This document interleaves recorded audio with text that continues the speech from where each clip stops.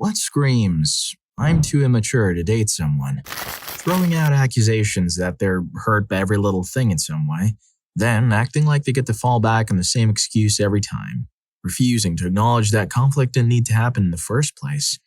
I know someone like this who lost their relationship of 2 years and acted like it was the end of the world, settling on the idea that they just can't be happy without a relationship. And while I'm pretty sure he lacks the intelligence to understand, the way he puts it himself is that his happiness is the responsibility of everyone else in the world, except for him. He's the biggest, most pathetic loser I've ever met, and it's pure frustration to get it through his head that no, I was playing a video game with a mutual friend because he asked to play it, and you didn't. You're not being left out because you didn't say a single word. This is from yesterday, only saying it to show that this extends to literally everything in his entire life, well beyond relationship status. So a few of us have the new Pokemon games. Despite how poorly executed the game is, it really does have some good aspects. I get a message from friend number 1. If you find the specific Pokemon, then let me face it with you. So I find one, immediately message back in an unfortunate group chat that also has that guy in it. We defeat it. He says nothing at all while we do it, only afterwards is he acting like he legitimately wants to end himself because I'm tired of being left out. Like if you want in, you say something. You don't make it my responsibility to act like I'm your mom. This is just the most recent of a string of moves that make me want to throttle this person ever since, unfortunately and accidentally, meeting back in April of last year. He's like a Pokemon that only knows one move. Blame others. Story 2. I have similar issues with my childhood best friend. He doesn't communicate how he feels or asks for the things he wants. He gets mad when things don't work out how he planned. Attempts to exact petty revenge, it backfires, he gets more mad, eventually brings up the issue and is angry you didn't figure it out for yourself. Example, myself and 2 of our mutual friends play Apex Legends, a game played in teams of 3, all night and have a good time. The next day, hop on at the same time as my childhood best friend, notice our other 2 friends are on and ask him if he wants to play on a separate team with me so everyone can be included. He says sure. I say I need 5 minutes to drop the kids off at the pool. I come back and he has left a voice chat party for a party with our 2 mutual friends. One of them invites me and I join and ask if CHBF, childhood best friend, can join my lobby and he reluctantly says sure, but his game is having trouble loading. One of our mutual friends, who I know through my fraternity and he knows through me, then asks what happened to his plan of excluding me all night to teach me a lesson for always excluding him. He then retorts, angrily, that he was online all night yesterday while we were playing and no one invited him. So he was going to play with them so I know what it's like to be excluded. I tried explaining to him that if we have a full team, we're not going to be actively checking our online friends list for people to invite. And he didn't say anything to us, so we had no way of knowing. He argued that we should know because he usually plays PS4, and that he would go out of his way to make an effort for us. So it's not fair that we wouldn't do the same for him. His game won't load, so I go play with our mutual friends and he leaves the party without saying a word. I'm just sick and tired of it. It's like dating a crazy girl, except he's a 24-year-old man. He also constantly complains about how women always cause problems in relationships by being petty about things, yet his actions embody every negative stereotype about women's emotions. He has also never dated anyone before, so it might be harder for him to see the cognitive dissonance there than it is for most people. I mean, he's my friend, and has a ton of positive qualities. He just sees the world through his own lens and hasn't come to the realization that his idea of what's socially acceptable or not is just his opinion, not a moral code everyone lives by. Which is kind of remarkable given the fact that he finished college early with multiple majors and minors at a prestigious school. He's not a dumb guy or a bad person. He just has some growing up to do and has sheltered himself from a lot of the traumatic emotional moments that everyone has growing up. Story 3. I dated a woman once who was in her early 30s when I was in my late 20s. Still about a 5-year age gap. She had 5 kids from 3 different guys, but I chose to overlook that as she led me to believe she only had 2 children when we first went out. We had a good date. Called her up and scheduled a second one. Between the call and the day, we're talking and texting when she goes to the bar with her friends and her friends took her phone and started texting me all these questions and demanding answers because they want to make sure I'm not going to cheat on their friend and that she deserves only the best. Now, at the time I knew it was a red flag but chose to ignore it as I was still completely hung up on an ex from 2 years prior. And this woman was my mental relief from that, and yes, I know it was wrong. Came to find out about her 3 other children a few dates later, the many fathers.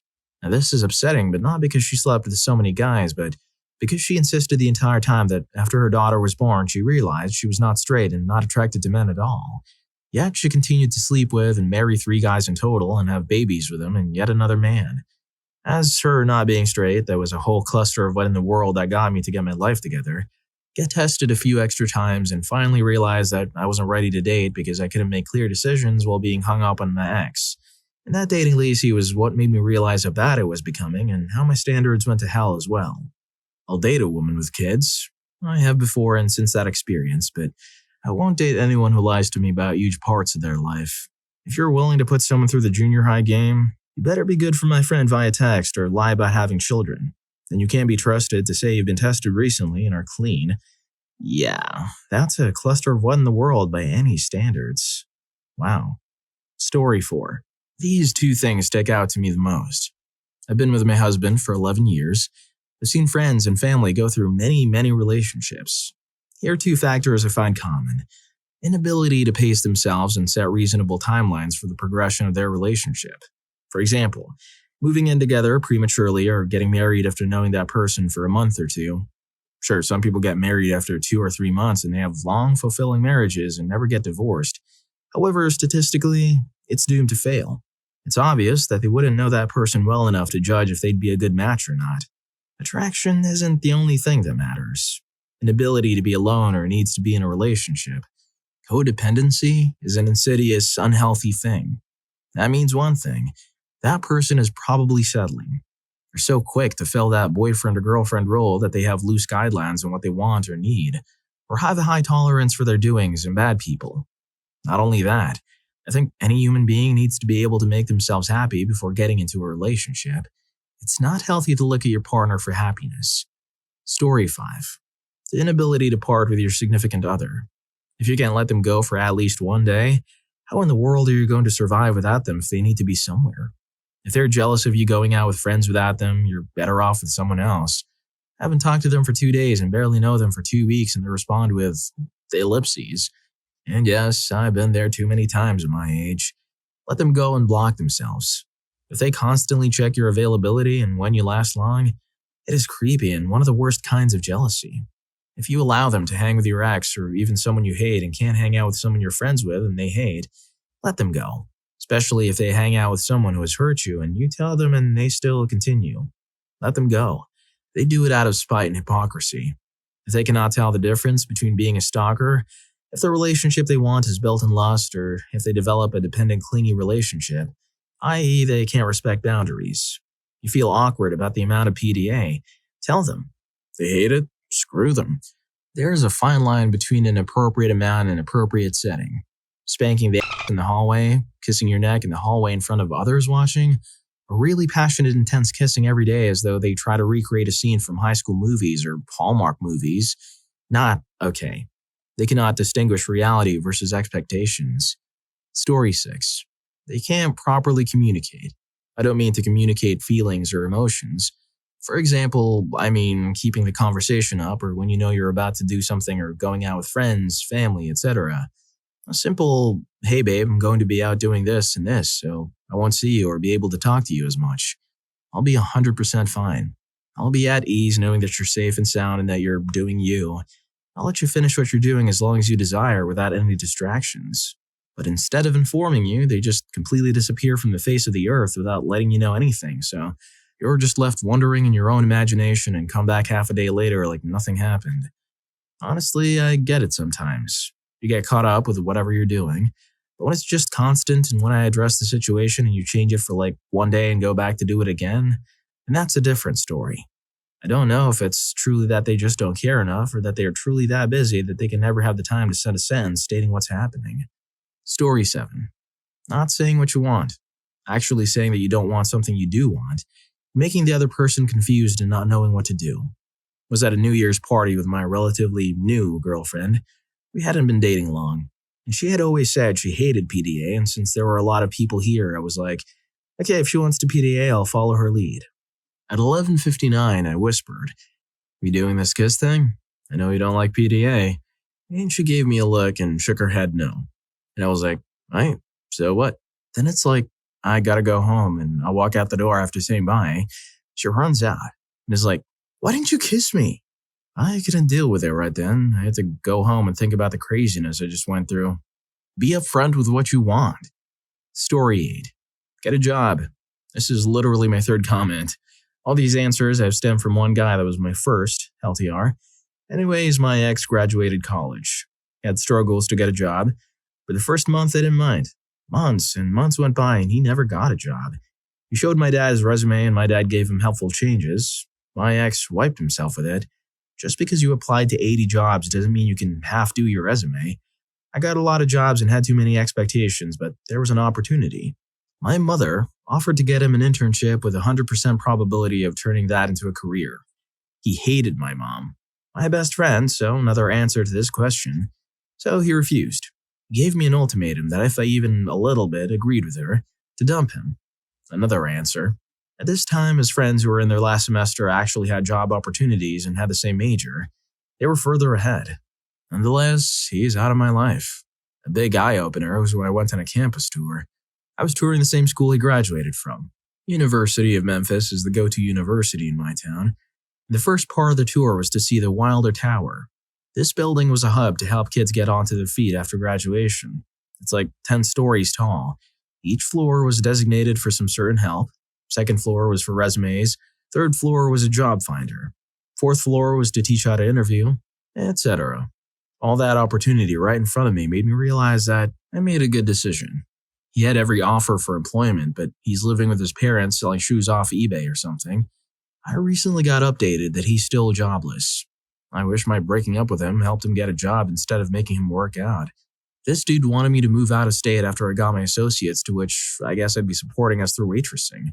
I really wanted to marry this guy for his good qualities, but it's his flaws, and of course I'm not innocent in this, and mine that would have never made it work. Story 9. Oh man, I found this dude from DeviantArt. Yes, my first mistake. He seemed nice as we talked for a while. 6 years older than me, but yeah. I first started to think this ain't going anywhere when he was too timid to talk to me over the phone, but he wanted to see me on a webcam. I declined that, but as I was young and stupid myself, I didn't call it quits just yet. It was when he went to the army and I realized he was telling everyone I was his girlfriend and sharing my pictures with everyone that I realized I had grown very uncomfortable with this. He also kept lengthily telling me what his dream woman looked like, which wasn't me. I started to feel pressured, for example, to dye my hair red. As I discussed with him that this is not going to work, he started crying, getting mad, and telling me he loved me. After that, he proceeded to contact everyone I had come to know through Deviant and telling them what an awful person I was. 3 months later, he was moving in with another girl. I defined that as someone too immature to be in a relationship. Story 10. Saying that you don't need a man or woman in your life and that family is all you need, then having intimacy with any man that moves. Saying that you're over your ex and then getting wasted for days on end while going to your ex's apartment to say you're sorry. Say that you don't need any men in your life. Going to Florida on your friend's money and time and then getting a ride back from another friend because you didn't take into account that your old apartment was evicting you because you don't pay rent and didn't take yourself off the lease. Constantly using people for your own needs and calling the same people out for using you. These are the same people who used to drop everything to help you and now they're tired of you in your life. Making your friends feel guilty and that they're not helping you enough because your life isn't perfect. Putting all your problems in your SO and blaming them for ruining the relationship. Flirting and making eyes at other men or women and getting angry at your SO for talking to the other gender. Making vague Facebook posts referring to your SO, friends, and family. Always complaining about them, but never saying their name in the post. Also posting, I'm so done and I hate this and, oh, why does the world hate me? Living up to the bad things you were called in high school. Then calling yourself that because you decided that it was cool and edgy. Only going for bad boys with musical talent. And finding out they're using you, but when a genuinely sweet guy who doesn't want you for that but your personality, you reject him because he's tall, dark, handsome, and you say you don't deserve him. This one irritates me the most. Using men just for fun and wondering why people call you names. Also getting offended when they call you that, but calling yourself one in public is fine. That part just confuses me. Story 11. I don't know if mature is the right word. Though, maybe. But people who are just too much work, for lack of a better word. I was talking to a girl on Tinder for a while who just Every interaction was just, hey, just saw that we matched. I don't check this often, so sorry for the delay in messaging. How's it going? That's okay. I usually avoid sending messages until I'm manic. I've been depressed lately, so I haven't been sending first messages. How's your weekend? Really bad.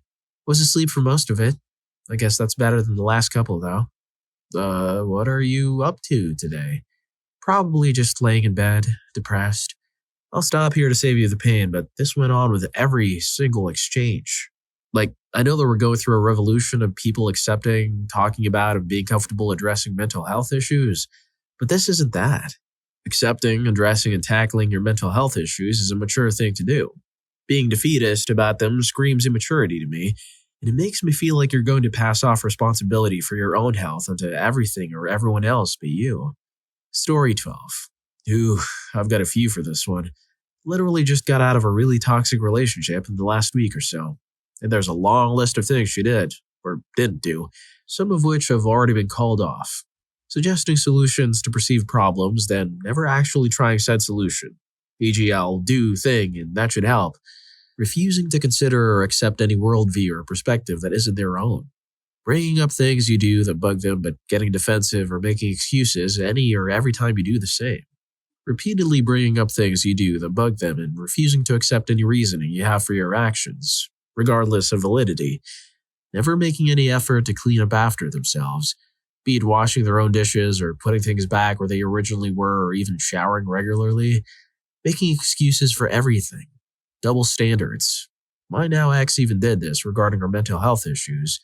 We both have anxiety and depression, and hers were admittedly worse than mine, but she basically tried to give herself a free pass to relax and do whatever the hell she wanted. Meanwhile, I had to work as the only source of income, as well as the only one doing any household chores unless the planets and the stars aligned. And to touch on an aforementioned point, she kept complaining that we didn't do couple things very much anymore, despite knowing I was beyond my limits already and figured she'd complain more if we lost our apartment. Expecting you to drop absolutely everything in an instant if they desire or require attention for anything, no matter how mundane. Also treating desire as require, refusing to compromise on anything. A complete and blatant disregard for any requests you may make or demand. E.g., please just leave me be in my corner of solitude while I do my job hunting for the day. Making the blanket assumption that they can just instantly have your full undivided attention instantly, regardless of what you may be in the middle of or how important it might be. And subsequently, never asking anything like, when you have a minute, could you, or saying, let me know when you're done with that, please. At all. Ever. Getting huffy and sad or depressed if you don't respond to them fast enough when they try to get your attention. Using their issues as a crutch, to the point that an otherwise valid argument means nothing when they use it. Never giving you any time for yourself, nor the space to do so for any length of time. For a while, if I went to use the bathroom while she was asleep, I'd be halfway done doing my thing and I'd hear her start calling me from the other side of the apartment, clearly panicking because she woke up and, oh God, I wasn't there. What happened? Red alert, red alert. I couldn't even pee in peace. Effectively making everything about themselves, constantly interrupting you in every way possible. Knowing full well that they need to seek professional help of some sort and never doing so, especially if they have access to whatever resources they might need to make that happen, i.e. medical insurance. Going out of their way to stop you from showing them what you're doing and how it's hurting or straining the relationship contradicts their own description of themselves, etc. Basically, some alternate form of plugging their ears and yelling, la la la la la, I can't hear you, over whatever you're trying to say. Passing their own responsibilities off on you without a second thought. My ex had a dog that I ended up taking care of more than she did, which of course led to her complaining when he started liking me more than her. Other generic childlike behaviors like whining. My favorite example was during one of the last fights I had with my ex where I was right in front of her and she responded to whatever point I made with, say it, don't spray it, in a completely serious tone. Yeah, getting confused or just completely misunderstanding really simple things. I once asked my ex to get some laundry off the floor, and when she got defensive, I told her to put it anywhere. Her response was, define anywhere. That one stung in my brain a little. I'm sure there are at least a few that I missed, but I cannot overstate just how happy I am to be out of that toxic environment and relationship. Let's go, freedom! Speaking of freedom, if you're enjoying the video, feel free to hit that subscribe and like button for more videos like this. Story 13. Anyone who hates themselves so much they hurt themselves or allow themselves to get hurt by or for their partner in hopes to make them happier or love them more. People who want things to work out like fairy tales but not accept, care, or respect when the person they love has been on an emotional roller coaster in life and can't handle a relationship. In other words, if you love me, let me go. Brendan Urie. Anyone who stalks their partner socially or doesn't let them hang with people without them knowing or must know where they are and why at all times. If they cheat, they don't love you, hun. Find someone who does. Don't chase after someone who doesn't. They don't deserve you. But if you make them feel trapped, they don't want to be with you. Can you tell I've had some bad experiences with the relationships? Anyone who feels they owe their partner consent unconditionally and all the time despite discomfort, or anyone who feels they deserve and have a right to consent from their partner whenever, anyone who isn't able to make compromises, except when they are wrong and communicate without getting aggressive or extremely passive. Story 14. I'm actually a nice guy. I work X amount of hours each week and have X amount of money. I never go out, so I'm the most loyal man ever.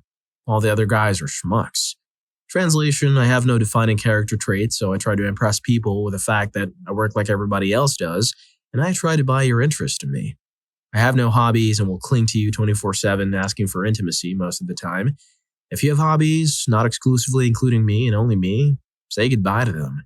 Also, sometimes there are people who are full schmucks. I'm just 0.8 schmuck and an emotional 2.5 schmuck when I see you trying to interact with other guys. Also, expect a lot of inappropriate comments about how I want to with one of your friends. Nice guys are by far the most immature beings I personally know, most of the time incapable of understanding basic human interactions, or rejection in their case, demanding the perfect 10 out of 10 girlfriend to be their property while they are an overall 3.5. Story 15. I have actually dated someone who was too immature to date. She tried to use her mental health issues to cope out of being a half-decent partner. I get it. Everyone has mental health issues at some point, and it's okay. Not a sign of immaturity or anything, but it does not excuse you from the basics of a good relationship. Communication, affection, passion, etc. So in light of all that, she went ghost on me after the first date, because she couldn't handle a relationship and didn't have the confidence to say so. A week later, a mutual friend of ours, God bless him, convinced her to explain what in the world was going on in her head. I was over her by then with no hard feelings. Months later, and she still won't speak to me. The point of this story is, yes, there are people who are too immature to date. Those types of people are better off not dating until they can get over whatever baggage they may have. If they never do that, too bad. Ghosting after the first date? That's a new level of, I'm not ready for this. Story 16. I knew my ex hadn't matured when I told him I thought we should try saving money to move into a better apartment. I said I was going to cancel my gym membership, shop for cheaper groceries, take my lunch to work instead of buying me food, and reduce her Netflix account to one screen instead of two. I suggested he maybe choose a gaming membership to cancel. He had 3. Bring his lunch to work and maybe come up with a drink rotation when he and his friends got together instead of him always buying the drinks. He got angry and said I was boring and that there was nothing wrong with our apartment. Our apartment still used electric coils in the wall to heat the place, and 2 of them smoked when you turned them on. The stove routinely caught fire. There was a significant roach problem, and the apartment downstairs was broken into multiple times. I'd found a really nice split home for $80 more per month in a quieter part of town, and it was being privately rented by a very nice older woman who moved out when her husband went into a care home. I knew then that he would never grow up if he couldn't make those small sacrifices. Story 17. In my 30s, I really didn't have much confidence, and talking to girls was pretty tough. By extension, I thought women were really difficult to impress. By 30, I had finally built up some healthy confidence and self-esteem, and talking to girls or dating got easier. And it was then I realized that most American men have set the bar so low that it isn't hard at all. There is, apparently, a vast ocean of the species manchild inhabiting this country. I had an apartment above a bar, and some of the comments from women that came to my apartment, "Oh, you have furniture. Hey, you own pots and pans, nice. Wow, your bathroom is actually pretty clean. A bed frame, whoa. Haven't seen a guy with one of those in a bit." The depths of my surprise that women could be impressed by a mildly functional adult was amazing. Oh, also, many men apparently can't feed themselves. I would occasionally make a really, really easy pasta, casserole. To be honest, casserole is being generous. It was literally a box of penne, a jar of marinara, a jar of Alfredo, a lot of shredded cheese, and sometimes I would bulk it up with mushrooms and or some chicken. This thing took 12 minutes and made itself damn near. But it would make enough that I could take it to work for 5 days. More than one girlfriend said, "Oh, and you can cook." I would try to suggest that it didn't count as cooking, and invariably, they would adamantly insist that it does. Anyway, that's all to say that if you can't live alone without subsisting 100% on fast food while sleeping on a mattress on the floor and having one chair parked in front of a TV and a milk crate to game on, yeah, immature. Story 18. Sometimes people make mistakes, right? Not the end of the world, right? Wrong. Part of my job is interacting with a position that corrects my work above me. A normal month, I do about 50 cases, and they need to review 2 monthly for quality assurance. Not often, but sometimes I make mistakes and they mention them so I can correct them. Every once in a blue moon, the feedback I get will clearly be either intended for a different file, wrong name, wrong case number, or will get information wildly incorrect. Feedback talks about how a person is expected to recover, but client statements and doctor's notes say they're on their end rope. I've never once been able to bring up that the feedback was clearly meant for another person. To be fair, it only happened once, or been able to clarify an obviously contradictory error on the assessor's part without them complaining to my manager. I would say in my total career so far, about 5 years, it has only happened 4 or 5 times.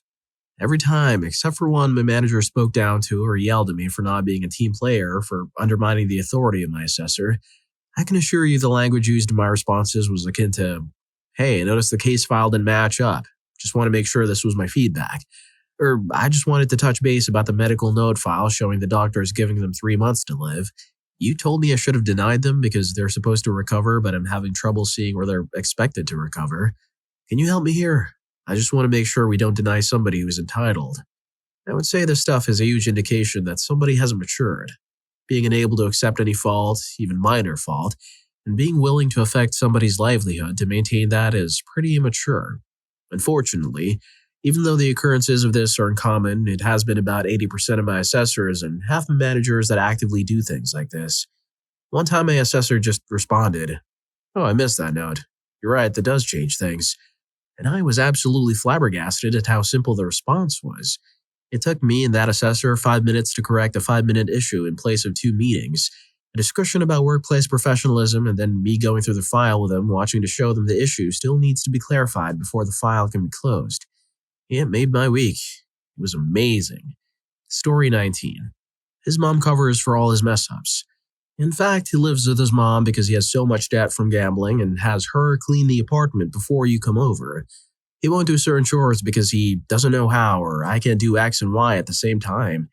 For example, take your infant newborn son to the laundromat to wash a week's worth of laundry even though you do it every week without fail. He quits jobs when he isn't made a manager after 4 weeks. He won't take accountability for the things he does. He turns serious conversations into jokes. He has to have his time to watch WWE or Survivor or Big Brother or play Madden 07 for the 4,000th time. But can't give you enough quiet time to work on your homework for class. I was working on getting my bachelor's degree and was pregnant at the time. Puts you in charge of all the finances and important things because he is bad at that sort of thing. So you're constantly stressed. Oh, but then you're being unfair and too strict when you try to reel in some spending. And these are only a few of the red flags my first husband exhibited in our short, shy of 2 years marriage. Story 20. My response applies to guys and gals. It's a simple list. Before I continue, let me say age has less to do with maturity than moral compass and integrity. I have seen little kids who have their life together versus the Karens and Darrens of the world are in the face of some really serious situations. Kids can be surprisingly mature for their age. Signs of immaturity for anyone. Willingness to pass away on a little hill of nonsense. See, Karens and Darrens. I know some awesome Karens and cool dudes named Darren, etc. We need some other descriptor for these dumpster fires. They're 9 times out of 10 attention seekers. 1 out of 10 times it's outright mental health crisis. Telling people you're smarter, that you're smarter than actual smart people or highly educated experts in a given field versus you, who obviously have zero knowledge or experience in, for example. Smart people don't need to tell anyone they're smart. They just are. And it shows. Remember that time when Professor Hawking told a bunch of people he was smarter than them? Yeah, I don't either. Telling people you're smart or smarter than they are is a lot like using intimacy to sell your product. If you have to use intimacy to sell your product isn't really all that good to begin with. Perpetually blaming everyone and everything else for all your problems or perceived faults, and then doubling down on that even when it's plainly obvious to you and everyone else you are or you've got a problem. Life's faults are a reflection upon one's self's ability or inability to accept imperfection, change and growth and character. It's not that you actually have problems, it's how you deal with those problems. Calling or attaching ridiculous or disrespectful names when you disagree with them, especially when you're an adult, say age 75. In the heat of the moment, because we're highly emotional beings, we all do this on occasion, but typically we reflect, maybe you shouldn't have said that or apologize later. I'm talking about having the habit of creating or attaching a dumb name for everyone you dislike or disagree with. Buying bigger, better, more fancy, more expensive, etc. Insert whatever it is here, just to one-up some other person. Same with how much money you have. Assuming only guys or only gals have specific traits that indicate immaturity. Denying others due respect when you demand it from them. Advocating that you're fully immune to things that normally befall even the best people. Deliberately cruel mistreatment of any animal, including humans. It's also a sign of mental illness. Saying obvious and deliberately mean or derogatory, stupid or nonsensical things to or about people, and when called out for it, respond with, "I was only kidding. It was just a joke. Can't you take a joke?" etc. Whether or not you have that face, people will want to hurt your face for this kind of stuff. Your sense of gratitude is displayed by your lack of grace or, even worse, show of contempt. Story 21. Friend at work, female, 33, has a boyfriend or baby daddy of 2 with her that is still in his mid-20s, think 24, that will not allow her to have me on any social media platform and starts arguments with her if I comment on a mutual friend's post that she also commented on, or if I send her money in Venmo for ordering and grabbing lunch. Should probably mention I am non-straight 34 male. She's told him this. Apparently he doesn't believe it and thinks I'm playing some type of con. They were still living with her moms where she basically takes care of the kids while he goes out with friends to bars and random trips on the weekends. Every time they fight and she kicks him out, only lasts a week if that, he comes back with a, "I just want to make the family work. Think of the girls." Funny or not so funny story when she kicked him out one time and he was gone for about a month. He said he was staying at a friend's house. She didn't realize it was a female friend that he messed around with before they were together. One night she was going through Instagram and saw some pictures of a mutual friend's party and saw a picture of him being a little too friendly with said girl. This, of course, was shortly after one of the "I'm just thinking of the girls and her family" speeches. She texted him a screenshot and said, "Oh yeah, you're really thinking about the family," to which he accused her of spying on him and tried to turn it around as his fault. Story 22. There aren't specifically signs that someone hasn't matured. Everyone is unique in some way, and matures in a different way from the others. There aren't any norms to go by. Everyone matures in the way they want. Take me, for example. My mom says that I'm immature just because I play CSGO, and you know what? I don't care. I'm matured this way. There isn't a norm saying that if I play PC games, I'm as immature as a 6-year-old. No, this is totally stupid. My mom thinks that way because she matured without any PCs or virtual games, so she can't understand my way of maturing. Or take my friend. He thinks that going out partying in your free time instead of sitting all night studying is immature. No, it isn't. I'm just taking a break because it's my free time, so I just ignore him and go party anyways. Or, for example, some may call me immature just because I go do stuff, like one time I built a DIY rocket and launched it in the middle of nowhere. Now another of my friends called me a child because I play with DIY rockets. No, this is also stupid. It's actually quite the opposite. Children shouldn't play with these things. See, everyone matures in a different way. I matured growing up playing video games and partying. My friend growed up by sitting in front of a book for hours on end. My other friend just growed up playing it safe and not taking any risks, despite it being boring. My mom thinks it's childish to play PC games, but that's kind of the same for every mom. Story 23. When he won't keep a job and expects other people to take care of him because he has an idea that will take off and make him a millionaire one day. His idea? Lumber covered with plastic to protect it from the elements so structures built with wood will last forever. This is my 34-year-old brother. Oh, and when he can't keep a car in decent drivable condition because he doesn't respect his own property and destroys the car out of frustration with other things, like when he gets denied for a cell phone with Sprint because his credit is bad since he never pays his debts. Oh, and when he keeps getting his license revoked for constantly getting speeding and other tickets and expects you to take him everywhere. Oh, when he gets offered a full-time job starting at $25 an hour with benefits, but turns it down because he wants to go camping the week the job starts and says camping is more important because he needs to do something fun, even though he sat on his eating up all your food for the last month. Gets mad when you ask if freeloading for the last month wasn't fun enough. Oh, when he's crashing at your place and supposed to be saving his money so he can find his own place, but he spends it all on beer and gets so wasted during the day that by the time you get home from work at 6 p.m., he's passed out on your couch and is himself. When he wakes up asking you what that smell is and finds out he himself, is adamant that it was due to something he ate for lunch that his stomach didn't agree with, and it has nothing to do with a case of natural IT drag. When he gets changed, you throw his disgusting clothes in a basket and put it outside expecting him to handle his clothes the next day. But he never does until you tell him to do it 3 days later. Oh, and he calls mom who lives a few states away asking her to wire money for food, and she agrees but wants to give some advice on how to spend it, but he gets mad and says he doesn't need the lecture and hangs up and calls her names as he opens his PayPal app to accept the free money she just sent. I hope my brother randomly reads this and feels attacked. Story 24. Honestly, if they don't listen to another viewpoint without talking over it, they don't have to accept or agree with it, but letting it out in the group is important. Never apologizing. Not knowing how to drive.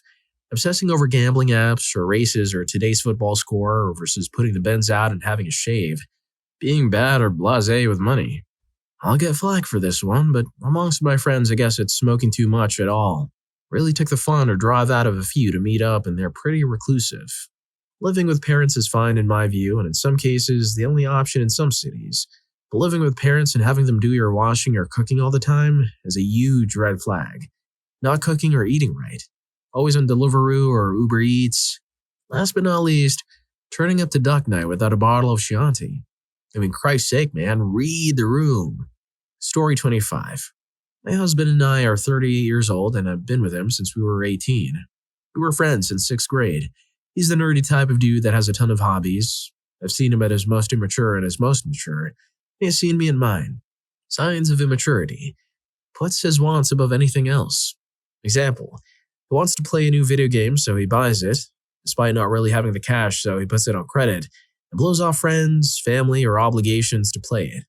Uncontrollable emotions. When things don't go their way, they just blow up.